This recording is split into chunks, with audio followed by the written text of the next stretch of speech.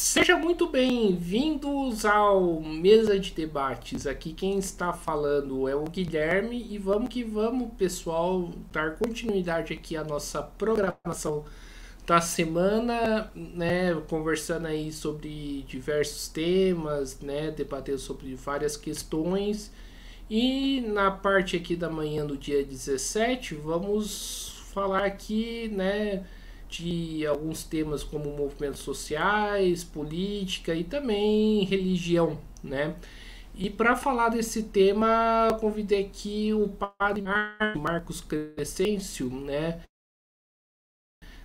de Angaba, né, para falar aí, fazer uns debates e, né, e falar aí de algumas questões também um pouco polêmicas. Então, Marcos, então, um prazer recebê-lo aqui. Peço aí, por favor, que se apresente. Fala, Guilherme, tudo bem? Tudo bom dia a todo mundo aí que está acompanhando a gente. Eu sou o Padre Marcos, eu sou de Pindamonhangaba. Eu trabalho aqui na paróquia Nossa Senhora de Fátima, no Crispim, e eu, como um religioso, como uma pessoa que gosta muito de Deus, né? E apesar dos meus pecados, eu me encantei com Jesus Cristo ali, né? E ele sempre, ele sempre esteve aí do lado dos pequenos, dos pobres, e foi aí que eu encontrei o Guilherme, né? Em uma dessas lutas aí. Certo. Marcos, vamos já, né, começar aí com o tema de religião, né? E é impossível não falar, né, do caso Júlio Lancelotti, né? Como que você está vendo esse caso, toda essa perseguição em torno do padre, que está fazendo, na minha avaliação, né, o básico, né, dando, né, comida, né, para quem precisa, dando assistência para quem precisa, né, que é o mínimo, né, que tem que se fazer e que quem é contra tem que se questionar por que, que é contra, né? Então, gostaria que você falasse um pouco desse tema do padre Júlio Lancelotti. Opa, é uma honra para mim falar sobre esse homem. Ele, Padre Júlio, a primeira vez que eu tive com ele foi no Pentecostes do ano passado. E ele não me conhecia, mas assim, uma pessoa muito sensível, né? E logo de cara a gente os nossos santos já se bateu ali, né? Então, é, fui lá para falar um pouco sobre o despejo zero, que era uma lei que proibia despejo durante a pandemia. E aí eu fui pedir, né, para o ministro do Supremo Tribunal Federal, via o canal dele ali, né, durante a missa, para prorrogar essa lei, para não ter despejo durante a pandemia. Então, assim, é uma pessoa que está aberto para as causas sociais, né, e, e se encanta, né, justamente com isso. Olha, tem outros padres que cuidam dos pobres, que se dedicam aos pobres, mas o Padre Júlio ele incomoda porque ele não só cuida dos pobres, mas ele critica os ricos. Ele critica a estrutura, né? Então, quando você faz isso, né, como Jesus não foi condenado porque ele ajudou os pobres, mas porque ele criticou os fariseus. Se pegar Mateus capítulo 23, é crítica sem parar. Se você pegar, por exemplo, né? Todos os evangelhos falam, né, da entrada triunfal dele em Jerusalém. Ele critica a estrutura religiosa, social, que era o templo. Então, pegando o chicote, né, entrando de jumentinho, ele mesmo preparou isso, né, de acordo com os três evangelistas, né, Mateus, Marcos e Lucas e João. Ele vai falar que ele entrou ali no jumentinho, mas não vai explicar, mas não vai contra isso também. Então, ele quis dar um recado, né, e então era muito claro nisso, e foi justamente por isso que ele foi condenado, né? Tá até na cruz lá, se pegar aquela plaquinha em cima, assim, tá dizendo Jesus Nazareno, rei dos judeus. É por isso que ele foi condenado, não é porque ele, uma pessoa que ajudou os pobres, não pode ajudar os pobres, né? Não, é aquele cara que falou de política, praticamente é o que vai ser perseguido. Eu vejo isso no Júlio, né? É uma pessoa que o Papa João Paulo II, ele fala uma palavra que às vezes muitos católicos não conhecem. A palavra é pecado estrutural. Então, a gente costuma muito achar que pecado é tudo que tem a ver com a minha intimidade. E tem mesmo, né? Mas só que uma coisa não está desligada da outra. Deus, ele não está longe da nossa humanidade, né? Não, o Verbo se fez carne e habitou entre nós. Mistura o café com leite, agora desmistura, não tem como desmisturar, né? Deus Deus, continua sendo Deus, mas é homem, verdadeiramente homem também. Certo, você tocou num negócio bastante interessante, né? Só para falar, né, começo de conversa, né? Hoje, né, eu me identifico, né? Não sei identificar a palavra mais exata, mas hoje, né, eu me considero como um ateu, mas eu gosto bastante aí de conversar com religiosos, né? Falar bastante desse tema, escutar o que eles têm para dizer. Mas eu vim de família católica, né? E fiz crisma, fiz catequese, acho que eu sou o único dos meus irmãos aí que fez crisma e catequese. E eu queria te perguntar uma coisa, né? Toda vez que eu ia para a igreja, né? Eu nunca escutava esse lado político, né? Que você coloca, né? De Jesus, né? Tipo, do, de alguém que questionava os ricos daquela época. Por que isso não é colocado nem na própria igreja?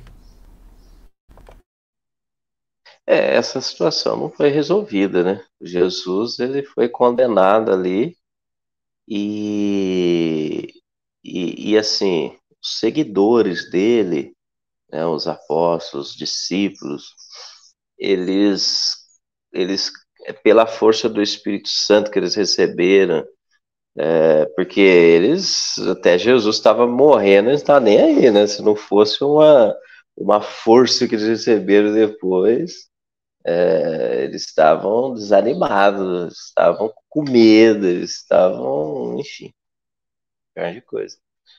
E, mas assim, depois da ressurreição, depois do encontro pessoal que eles fizeram, né, com Jesus ressuscitado, eles eles saíram, né? Eles saíram e falaram sem medo, não tinha aquele Pedro, por exemplo, que a gente conhece nos evangelhos, não é o mesmo Pedro, por exemplo, dos Atos dos Apóstolos. Enfim, Pedro foi, além dos Atos dos Apóstolos, né, que não está nem nos Atos dos Apóstolos, diz que a tradição diz que ele foi morto, crucificado também, de ponta cabeça, diz que ele não era digno de ser crucificado como mestre. Mas por que que acabou isso, né? Então, os três primeiros séculos da igreja, essa perseguição era muito clara, era muito normal, né? e essa vida ali do povo era muito tranquila. Isso aí não existia fé sem vida. Mas o imperador Constantino, ele se converteu ao cristianismo, e depois dele o Teodósio. Teodósio, ele continuou, né, o império que estava em decadência, estava em ruínas. Ele falou assim, quer saber? Vamos pegar as estruturas da igreja que tá bem organizadinha, né, tá só crescendo cada vez mais, e vamos colocar assim, cada bispo é um príncipe, cada diocese é um principado, e aí essa estrutura, ela vai ser a estrutura do império agora. Então foi isso que destruiu a igreja, entendeu? Porque Jesus sempre criticou o poder. Ele falou assim, olha, os chefes das nações oprimem as pessoas, mas entre vocês não pode ser assim. Quem quiser ser o maior, seja o menor, né? Eles sempre brigando por poder mesmo, não aprendia. Ele pegava uma criança, colocava ali no meio, para eles, né, ver se eles aprendiam, mas não adiantava. Então, assim, isso que Jesus, ele não se vendeu, os apóstolos não se venderam de jeito nenhum, né? Com a crise do Império Romano e com a igreja assumindo o poder, isso aí foi por água abaixo, né? Mais de 1000 anos, assim, né? E, assim, o que é o Concílio Vaticano II, há uns 60 anos atrás? É, é justamente uma tentativa de retomada, né, da igreja dos princípios. E assim, o que o Papa Francisco está fazendo hoje de novo é uma tentativa de resgatar o Concílio Vaticano II, né, que foi aberto pelo Papa João XXIII e concluiu com o Papa Paulo VI, porque o João XXIII era muito idoso, né? Mas assim, né,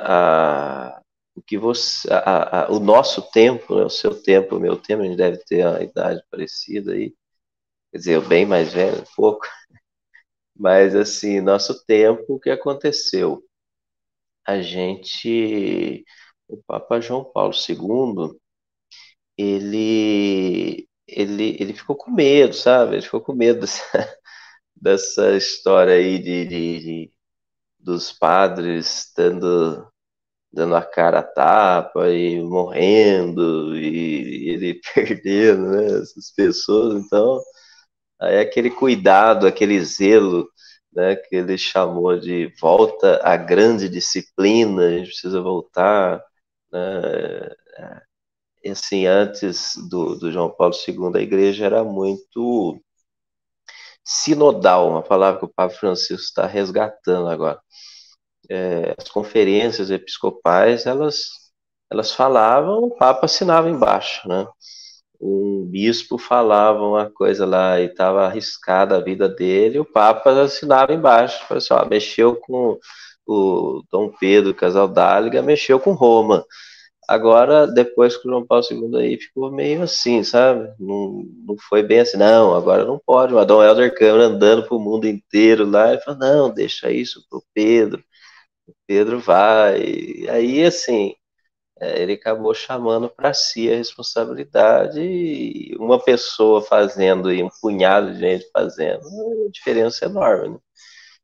Então, assim, para proteger, né, aquela mãe protetora acabou desprotegendo, né? Certo. Tira uma dúvida minha antes da gente começar, né? E agora eu fiquei pensando nisso. Você falou aí do apóstolo, né, que foi crucificado com uma cruz de ponta cabeça. Eu tô perguntando isso, né, porque eu fui pro Rio de Janeiro recentemente e no meio do caminho, mais ou menos em Itatiaia, né, na Dutra, já no Rio, eu encontrei com um templo, né, que pelo menos digamos assim, luciferiano, né, como eles chamam. E tem uma cruz, né, de ponta cabeça. Por que que a cruz de ponta cabeça virou algo como, né, satânico, algo do mal, né? Eu pergunto isso, né, porque eu gosto bastante de escutar, por exemplo, heavy metal, né? E tem muito dessa mística, né, por trás. Por que que isso virou coisa do mal, a cruz de ponta cabeça? Olha, não falar a verdade pra você, o padre não sabe de tudo, não. Confesso a minha ignorância, né? Mas uma coisa eu sei, né? O povo também não sabe muita coisa, né? Então, assim, sobre o heavy metal, sobre o satanismo, eu não entendo. Mas uma curiosidade que surgiu aqui, né? Eu, durante as eleições, né, do ano passado, na verdade, o que estava em risco era a democracia, né?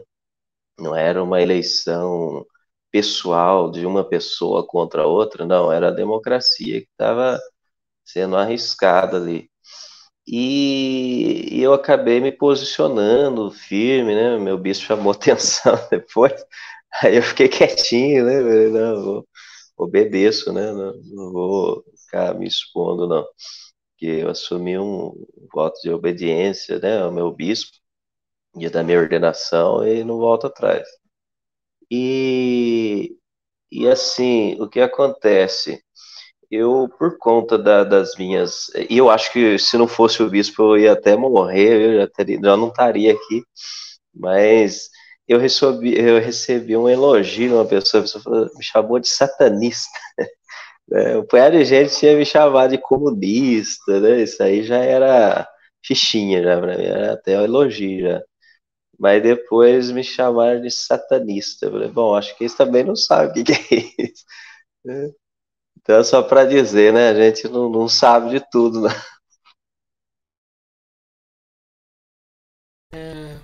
Certo. E continuando aqui a nossa conversa, né, a dúvida, né, ainda não, né, tirada, né, mas vou tentar aí pesquisar por quê.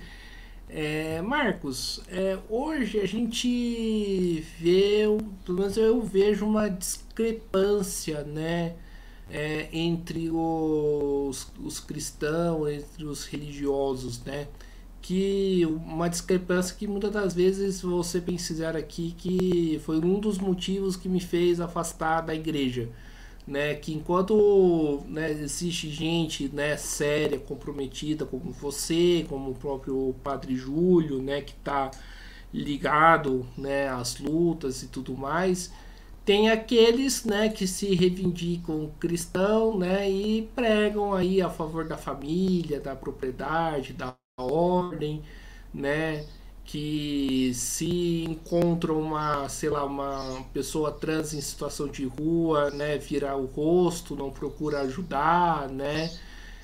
Por que que existe essa discrepância, né, para você entre gente cristã que é séria e gente cristã que, né, que a gente, né, questiona e procura, né, muitas das vezes até se afastar? Eu acho que são concepções diferentes, né, de religião. Eu conheci um padre do estado de São Paulo, eu não lembro a diocese. Ele, ele dizia assim, padre Sardinha, né? O nome dele. Ele dizia assim: quando você não escolhe lado, você já escolheu um lado. Não ter lado. Então, é, e assim, na verdade, não ter lado é meio complicado, porque na verdade você escolhe o lado de quem está ganhando, né? E nem sempre quem está ganhando são os pobres.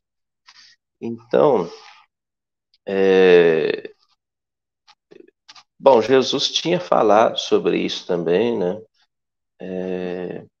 Quando, em seu tempo, né? Das pessoas que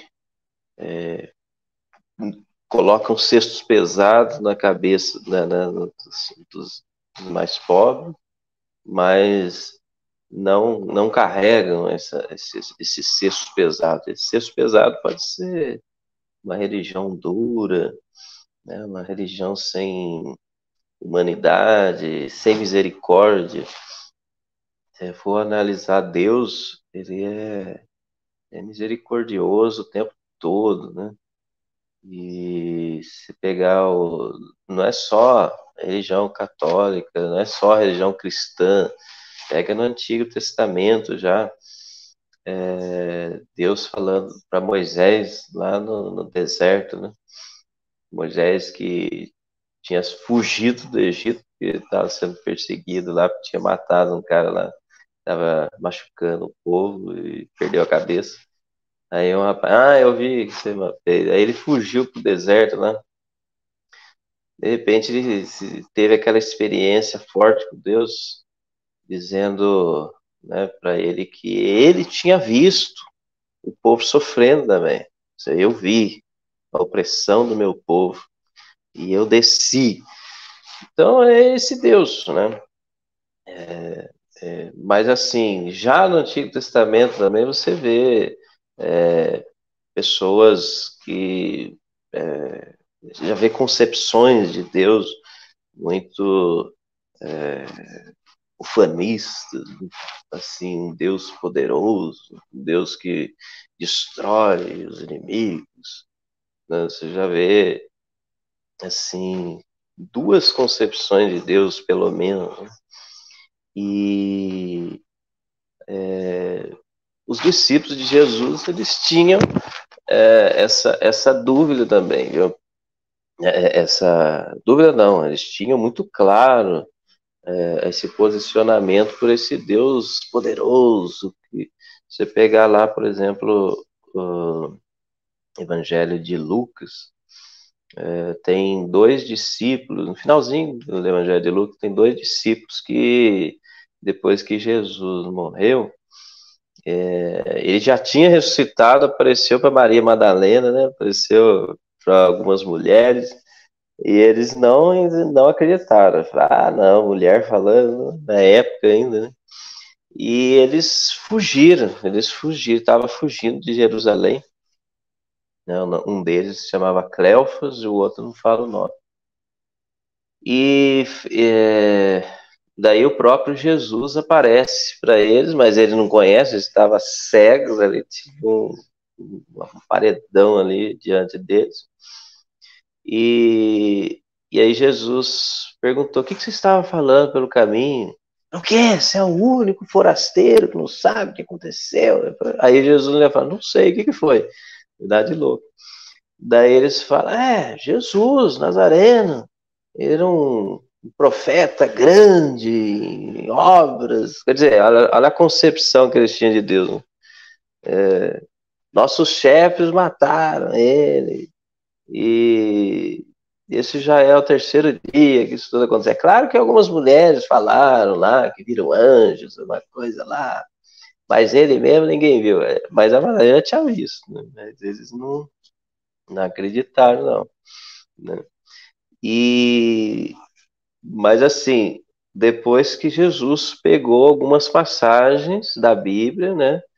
E mostrou para eles o seguinte: mas será que não era preciso que o Filho do Homem sofresse? E diz a palavra de Deus, diz assim, que começando por Moisés, e foi falando sobre os profetas, e foi explicando as escrituras para eles, né? Mas assim, a partir, né, do servo sofredor de Isaías, a partir dessa concepção de Deus que não é aquele Deus que vem ganhar, né? O padre Júlio Lancelotti fala assim, né? Eu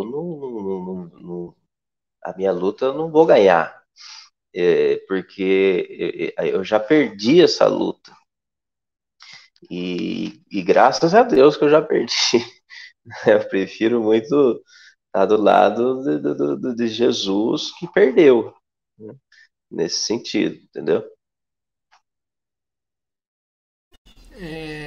Certo. E Marcos, continuando aqui a nossa conversa, né? Falar um pouquinho aí, continuar falando aí de religião e estendendo um pouco aí para política, né? Muito, né, se discute no aqui no Brasil, mas acho que em outros cantos também, né? A influência da religião dentro da política, né? É, como que você vê essa relação, né? E de que modo, né, o religioso pode fazer política, né? Porque existe políticas e políticas. Existe você, né, indo numa manifestação em defesa da moradia no banhado, existe o cara que, né, o pastor ou o padre fazendo política, né, pro seu próprio interesse ou pro interesse dos ricos, né? Como que o cristão tem que se portar, né, dentro do mundo político? Eu dividiria em duas partes, né? Religião e luta social. Como que a religião, o que que a religião tem a ver com a luta social, né? É, justamente o Frei Beto que falou isso, né? Isso é na nossa gênese, isso está dentro do nosso DNA, né? Porque Jesus, de acordo com as palavras do Frei Beto, né? Ele não morreu acidentado por um camelo, né? Ele não morreu idoso, né? Ele morreu justamente pelo posicionamento, né? Social dele, né?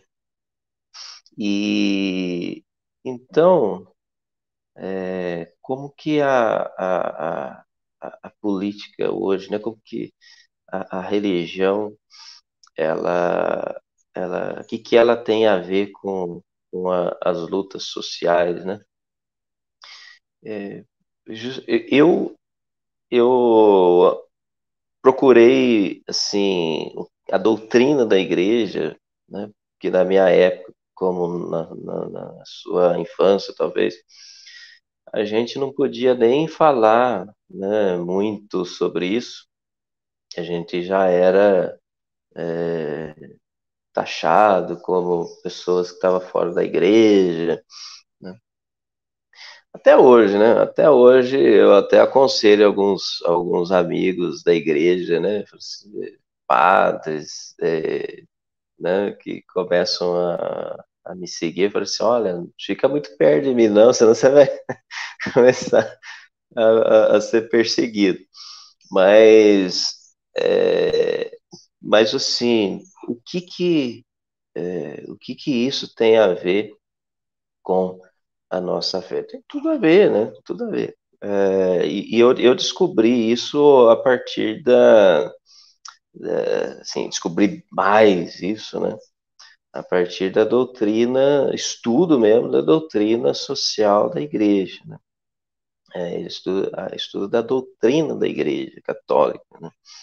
Tem gente que fala que é cristão e que segue a Deus e está defendendo a doutrina da igreja, mas não estudou, né? Não estudou nada e justamente por isso a pessoa ela diz que está ali defendendo a doutrina, né? Se estudasse mesmo, ela ia pegar, por exemplo, o João Paulo II falando sobre o trabalho, né? Laborem exercem, né? O exercício do trabalho é um documento da Igreja Católica, né? Sobre a dignidade do trabalho, e não foi o Papa Francisco, não foi nenhum daqueles outros papas lá que eu falei, né? João 23, João Paulo VI, não, foi o João Paulo II que escreveu esse documento, né? Tem, tem os outros também, né? Por exemplo, o Papa João 23 escrevendo um documento sobre a paz, né? Paz na terra, passem em terres. Antes dele, né? Vamos pegar lá o primeiro documento social, né? O Papa Leão XIII, falando sobre coisas novas, né? Rerum novarum, coisas novas que estavam aparecendo no mundo e ninguém falava, né? Porque, o trabalho estava cada vez mais deteriorado, as relações de trabalho com a Revolução Industrial, né? E a, aí a igreja não falava nada, ela achava que era normal isso mesmo, mas o que tem a ver isso e tal? E aí ele falou, não, isso tem tudo a ver com a igreja, a gente tem que falar sobre essas coisas novas que estão acontecendo aí, e um trabalhador que sofre é um pecado que brada aos céus, olha para você ver, ó, virada de 1800 para 1900, né? Lá para Leão 13. Então, quer dizer, eu falo assim, eu estou seguindo a doutrina. Peraí, mas qual igreja? Tem que falar qual igreja, aí tudo bem, entendeu? Mas, na verdade, isso aí está no nosso DNA. Isso aí não, e não é só nas origens, não. Isso aí está no nosso DNA atual também. Certo, Marcos. Fala aí de um tema já bastante polêmico, né? Que acho que seria interessante aí tratar. Aborto, né? Como que você vê essa questão, né? E como que você vê essa relação da igreja com esse tema, né?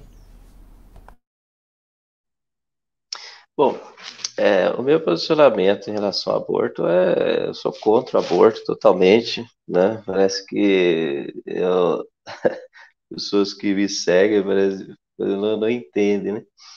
Eu sou católico, né? Sou católico, eu sou cristão e esse tema é indiscutível, é uma vida que tá morrendo ali. E agora, infelizmente, as pessoas elas morrem de medo desse tema, né? E fica só nesse tema, entendeu? Os católicos, eles ficam só ali, ficam travados ali e não sai, né? Parece que o resto, né, a pessoa nasceu, né? Tem um filme, A Missão, que os indígenas eles matavam os filhos deles, né? Deixavam um só, parece ali, deixavam alguns só, né? Vivos. E os jesuítas estavam sendo condenados porque estavam defendendo os indígenas. Ele falou: olha, mas esse ritual deles não é originário. Isso aí foi por causa da gente. A gente fez eles se acostumarem com isso, para eles poderem sair e, enfim, né, até hoje, né? Você vê, ó, quase uns 500 anos se passaram, né? E os poderosos usam esse mesmo tema, né? Para deixar de falar sobre todos os outros temas, né? Então, assim, a pessoa nasce, mas e daí se ele morrer de fome depois? E daí se ele não tem uma casa lá decente? E daí se ele tem uma vida medíocre, né? Então, Jesus disse assim: eu vim para que todos tenham vida e a tenham em abundância. E não é só nascer que é vida, não, né? Eu nasci, pronto, já não precisa fazer mais nada. A gente vê, por exemplo, uma pessoa que pobre mesmo, né? Mas assim, não paga lá o né, para quando nasceu uma criança, né? Não pagou a pensão alimentícia e foi preso, tal. A pessoa fala, mas que é isso, né? Tem que por não pagar uma coisa dessa. Mas daí eu faço um desafio, né? Olha, né? Imagina eu, uma mulher, uma criança, tendo que criar sozinho, sem condições de trabalhar, porque eu tenho que cuidar da criança. E aí dou lá uns R$ 500 lá e tá ótimo, né? Que justiça que é essa, né?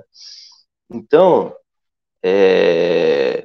não dá para fazer nada, né? Sozinho, com R$ 500, o que você vai fazer? Imagina com uma criança, gasta pra caramba, né?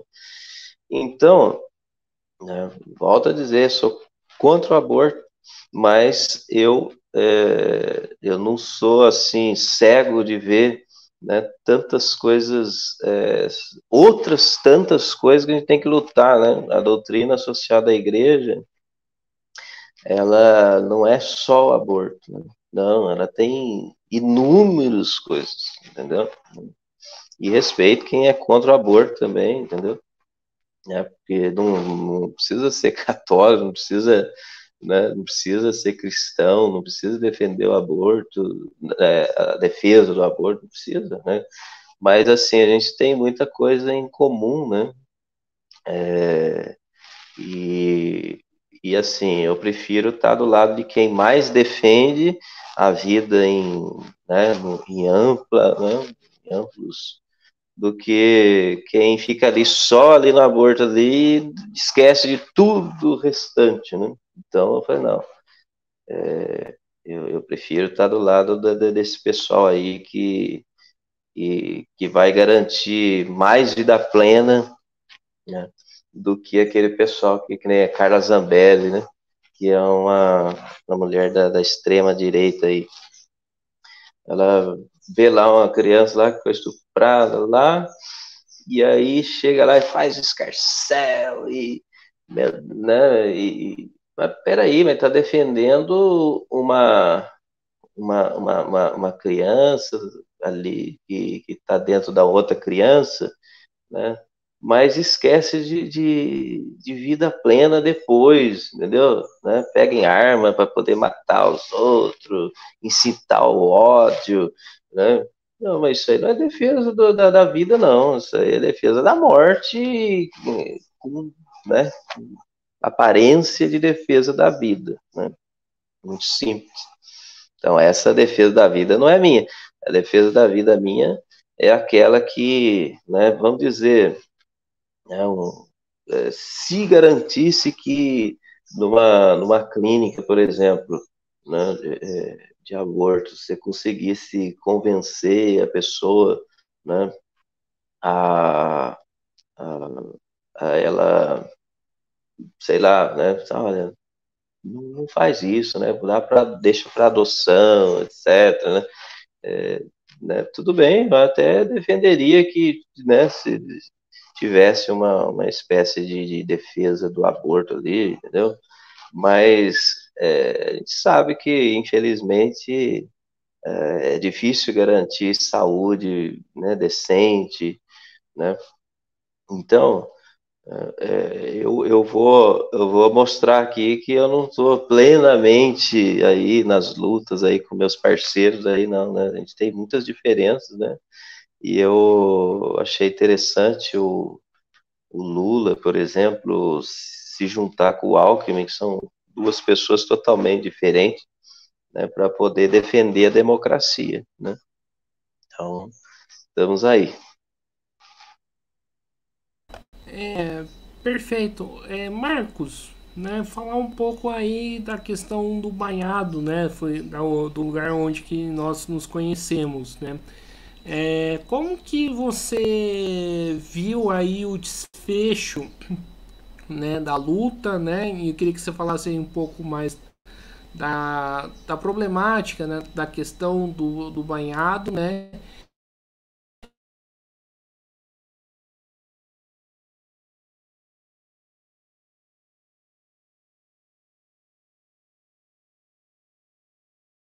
E o público, opa, caiu, voltou.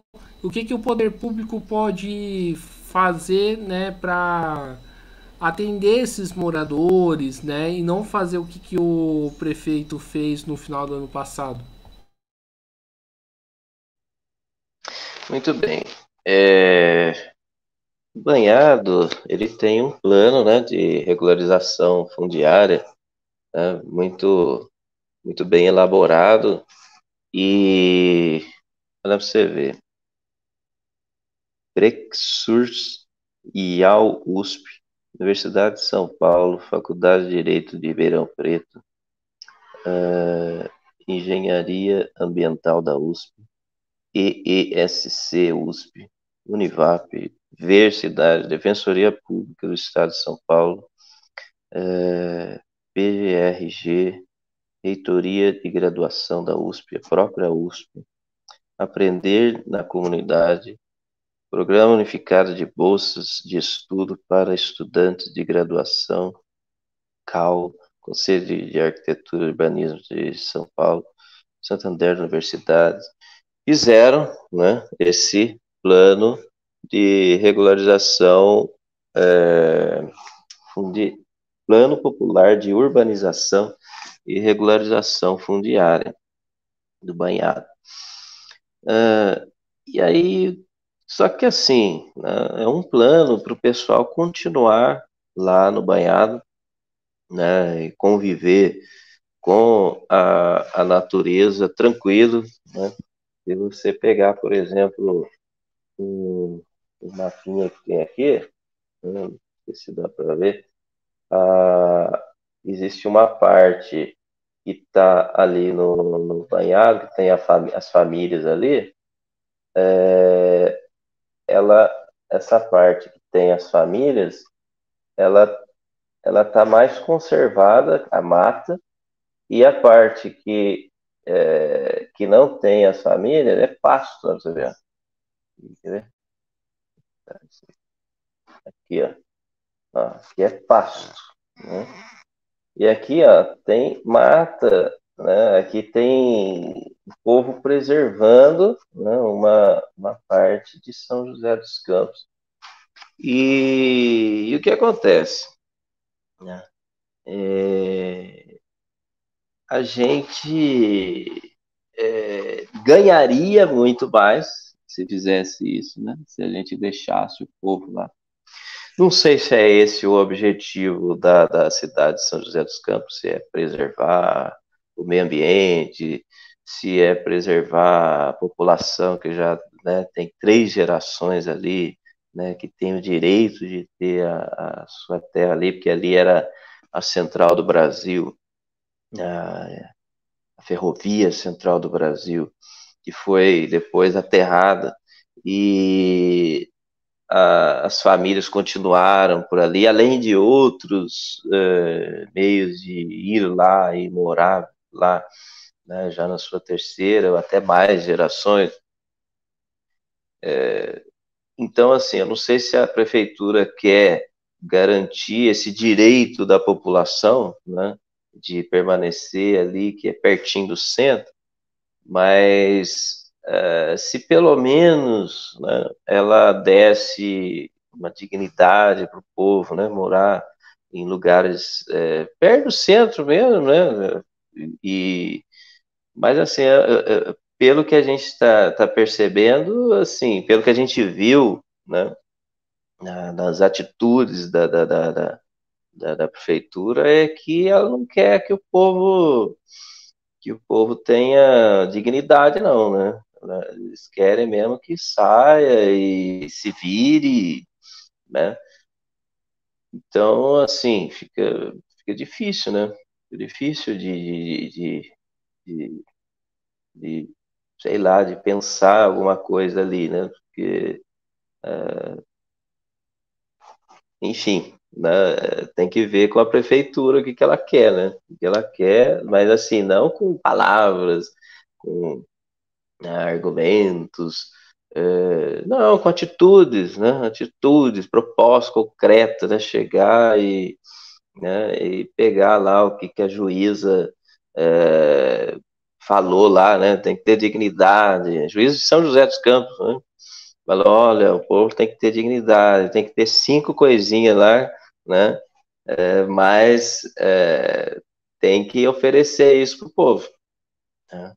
Aí não, aí foram lá recorrer ao TJ e para poder não dar direitos para o povo, né? Então, a gente já vê que, né, o povo tá abandonado ali, né? Mas pela prefeitura, né? Mas tem muitos apoiadores aí, você, por exemplo, aí sempre junto com o povo. E aí o povo se anima e pode até tentar derrubar uma casa lá, mas né, o povo está amparado, né? Não, sim. E Marcos, né, você falou aí que tem uma relação bastante forte, né, com os movimentos sociais, né? Eu gostaria que você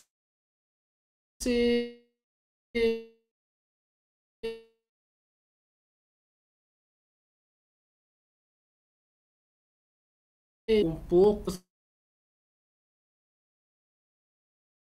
esperando voltar, voltou. Como que você ajuda, né, os movimentos, né? E qual que é a relação que a igreja, né, católica tem com esse setor, né, os movimentos sociais? Maravilha. Eu trabalho, na verdade, assim, eu sempre trabalhei em pastorais sociais, né, na igreja. Assim que eu me ordenei padre, eu trabalhei na pastoral carcerária. Trabalhei 4 anos na pastoral carcerária e trabalho com os vicentinos, né? Na verdade, assim, né? Tento trabalhar, faço alguma coisa, porque hoje em dia a gente tem que estar em paróquias, né? Na época que eu me ordenei, o bispo tinha me liberado para trabalhar especificamente na pastoral carcerária e na pastoral da saúde. E aí eu pedi para ele, falei assim, então deixa eu sem paróquia nenhuma, porque eu queria trabalhar numa paróquia e em uma pastoral social. Ele queria que eu tivesse duas pastorais, na época era um outro bispo. E aí eu falei, ó, eu trabalho sem problema nenhum, mas o senhor pagando para mim, né, é, dando um jeito de eu viver, né? E aí eu faço tranquilamente o que eu gosto. E aí eu trabalhava na pastoral da saúde e na pastoral carcerária, nos hospitais e nos presídios, sem paróquia nenhuma. Mas assim, depois ele viu que isso era muito pesado para ele, e acabou não dando conta e me jogou numa paróquia mesmo, né? E eu consegui alguém para me substituir na pastoral da saúde, né? Não consegui, falei, não vou conseguir alguém para trabalhar na pastoral carcerária, né? Mas fiquei na carcerária e na paróquia. Depois ele mesmo pediu para eu sair da carcerária, que tinha um padre lá querendo trabalhar, então vai lá. E foi trabalhar na pastoral carcerária também. E eu fui trabalhar numa paróquia de periferia. Então, assim, sempre essa foi a minha linha, né? Mas quando que começou a ligação com os movimentos sociais, entenda movimentos sociais como movimentos sindicais também, né? Mas de maneira muito especial movimentos populares, que são movimentos populares, são esses movimentos que o povo não está num sindicato porque não está trabalhando, às vezes está lá catando reciclagem para poder sobreviver, né, numa condição de subemprego, né? Então, tem um autor que chama isso de precariado, né? Não chama nem de proletariado. Então, assim, como que eu comecei a estar mais próximo dos movimentos populares? Foi justamente estudando, né? Comecei a estudar, e aí eu descobri a doutrina social da igreja, comecei a estudar mais, e estudando a doutrina social da igreja, eu descobri algo muito diferente ali. O que tem de estranho, o que tem de diferente na doutrina social da igreja? O Papa Francisco. Nossa, mas esse cara é diferente, esse cara é fora de série. E aí eu fui pesquisar o que ele tinha de mais diferente. Era justamente a ligação dele com os movimentos populares. Ele, em 2013, ele fez logo no comecinho dele como Papa, lá em Roma, ele fez um encontro com todos os movimentos populares que quisessem, né? Todos os movimentos populares do mundo inteiro, né? O Stedley, né? João Pedro Stedley estava lá, né? Que é do MST. E ele fala bem desse encontro, né? Depois, o segundo encontro foi na Bolívia, em 2014, e em 2015 ele fez em Roma de novo, mas ele, ele sempre teve esse encontro, depois veio a pandemia também, né? Mas ele sempre teve esse encontro muito próximo com os movimentos populares. E aí eu falei, poxa vida, eu quero estar junto com esse pessoal também. Mas eu tenho uma amiga que eu sou assistente social também, e uma professora minha de serviço social, Michele Suave, ela, o TCC dela, né, da banca do mestrado, foi sobre o Pinheirinho, de São José dos Campos, né? E aí eu falei, bom, eu vou procurar ajuda para ela, que é quem eu conheço que tem conhecimento sobre os movimentos populares, né? E aí ela me fez contato com outras pessoas que ela tinha, né? Que ela conhecia, né? Então o movimento que ela conhecia era por moradia. E aí eu entrei em contato com um movimento popular lá de Jacareí, chamado Coração Valente, que é um movimento por moradia também. Então, tive uma ligação forte com eles lá, apesar de estar em outra diocese, apesar de estar longe, embora o banhado também esteja em outra diocese, também esteja longe, né? Mas foi justamente a partir do Coração Valente, né, que eu comecei a ter ligação com o banhado. Mas aí eu falei, bom, mas isso aqui está muito longe da diocese, está em outra diocese, e eu preciso ver se na minha diocese tem algum movimento popular também. E eu descobri que tem quatro movimentos populares na diocese de Taubaté. E tem dois assentamentos sem terra, todos rurais, nenhum urbano, né? Então tem dois assentamentos em Tremembé e tem dois em Taubaté. E o de Taubaté tem um bem mais perto, que é ali nos Remédios, mas tem um outro que fica bem na divisa com Lagoinha, né, divisa, e é caminho perto de Pina também, mas é o mais afastado de todos, né? E aí eu falei, agora eu vou ficar mais perto desse aqui, que é o mais abandonado, né? Mas consegui falar também com a arquidiocese de Aparecida, né? E tem um padre que atende lá, mas ele é muito tranquilo. Ele falou assim: olha, você pode celebrar a missa aí, você pode fazer o que você quiser aí, né? Então, só para dizer, né? Foi por causa de estudar mesmo a doutrina da igreja, né? E, pela razão, né? Eu cheguei à fé, né? Que me diz para ir até esses movimentos, né? Quem que disse que a fé e a razão precisam caminhar juntos? Foi o Papa João Paulo II também, não foi o Papa Francisco. Não. No Paulo II dizia assim, né? A fé e a razão. E tem um documento aí chamado Fides et Ratio, fé e razão. Né? Ele diz assim que são duas asas, não dá para você voar com uma asa só. Então, e aí eu cheguei a essa conclusão, né? E São Paulo, apóstolo, ele vai dizer, né? Dá para a gente dar razões à nossa fé. Então, foi por isso, né, que a gente se encontrou aí. Certo. E Marcos, mas pra gente finalizar aqui a nossa entrevista, acho que o papo tá muito bom, né?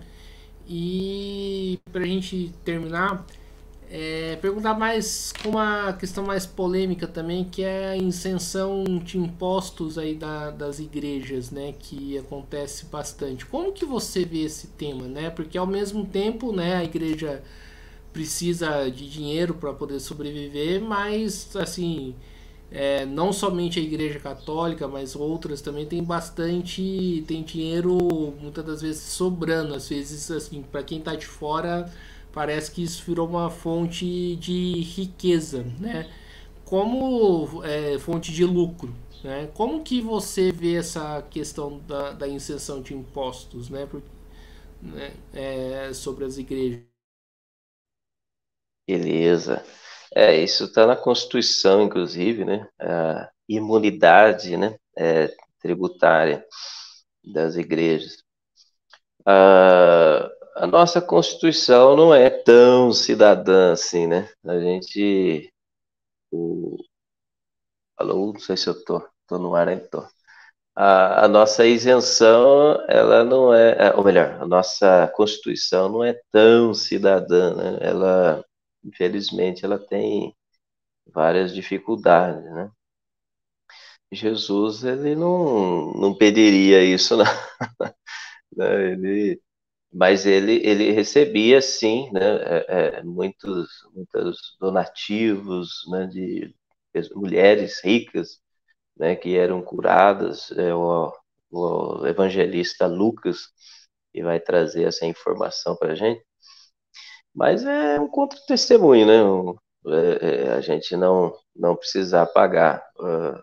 Chegaram em Jesus e perguntaram para ele, né?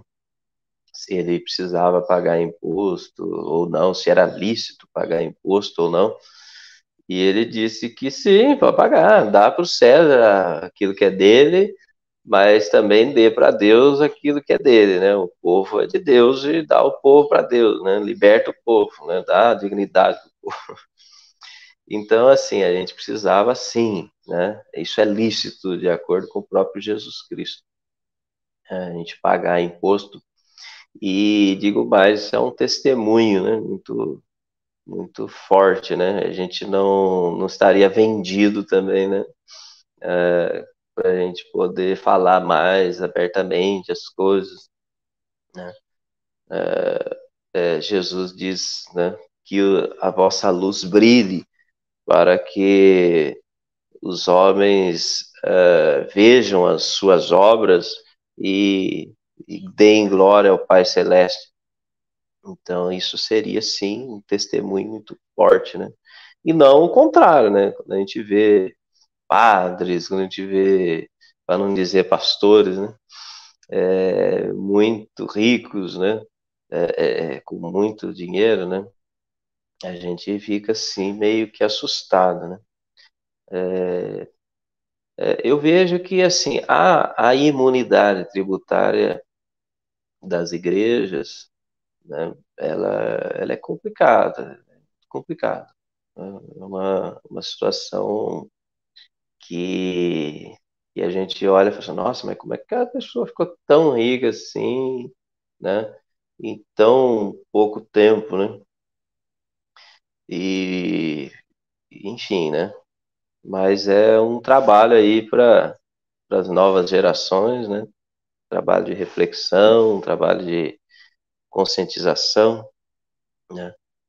E é, a gente vê, por exemplo, a gente tem que ser contra a corrupção, né? Aquele discurso lindo, maravilhoso, né? Que fala-se contra a corrupção, mas como que a gente combate a corrupção se a gente tem um privilégio, né? Isso é um privilégio, isso é uma coisa que o pobre não tem, né? O pobre não vai estar imune do imposto, ele vai ter que pagar até mais, né? Porque quanto mais lá embaixo a corda estoura mais fácil, né?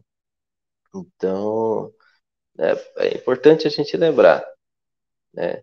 O que faz uma pessoa ficar muito rica é, é justamente o senhorzinho lá, ou a senhorinha lá, que não tem condições de pagar a compra do mês.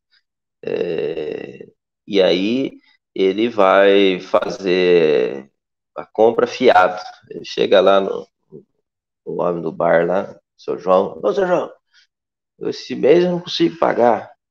Não tem problema, paga o mês que vem, tá anotado aqui, ó. Aí o seu João anota lá, Só que o mês que vem o preço já subiu. O mês que vem é outro preço as coisas e o salário continua lá embaixo.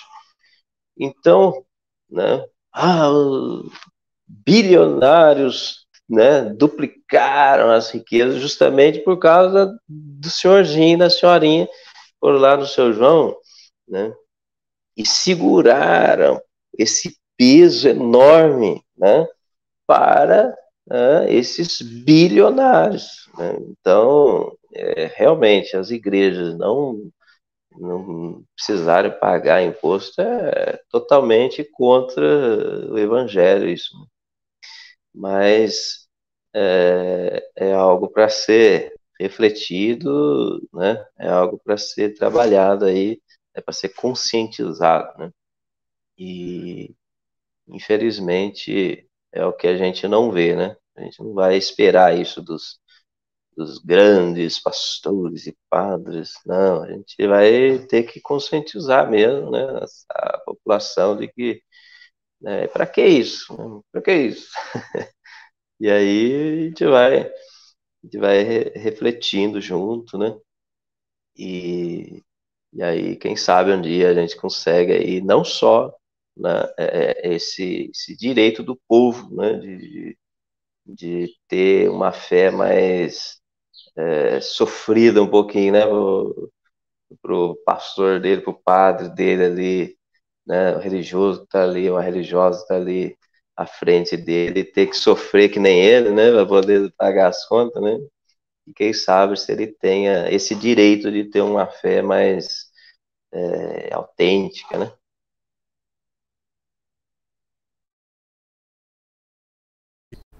Então é isso aí, pessoal. Estamos encerrando aqui mais uma entrevista do Mesa de Debates. Quero aqui agradecer ao Marcos pela participação, pelo ótimo papo, né, que tivemos aqui. Acho que, né, como eu falei, apesar aí da minha opção, né, do caminho que eu resolvi tomar, né, em relação à questão da religião, pude, acho que também, inclusive, aprender bastante, né, sobre, né, acho que foi uma ótima conversa e passo a palavra aí para ele fazer suas considerações finais.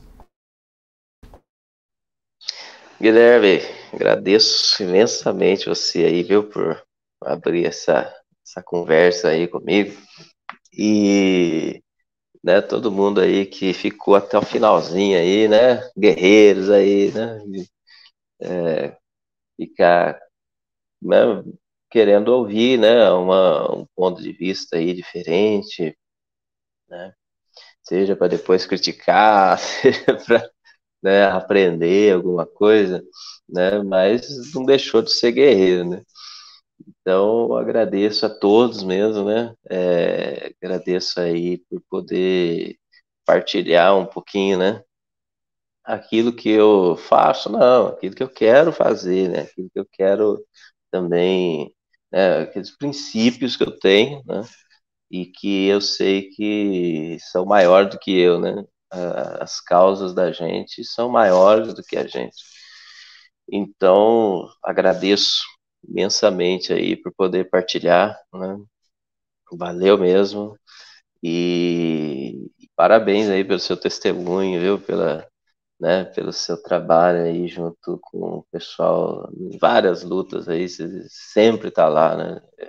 Informação é uma coisa que o povo às vezes não tem, né? Ele vai lá, ele liga a televisão e ele vê ali uma coisa ali para poder vender, né? Uma coisa ali já direcionada, não vai ter uma informação assim de uma coisa pensada para ele, né?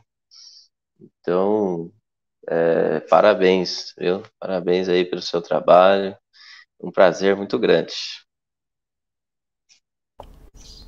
Maravilha, né? Então mais uma vez aqui agradecendo ao Marco, agradecendo também a você que estiver nos assistindo. Peço aí que se inscreva no canal podcast Mesa de Debates de Tudo Um Pouco, acompanhe o nosso trabalho, curta, compartilhe, comente aí as nossas entrevistas, matérias, né, e programas, né, que estamos produzindo.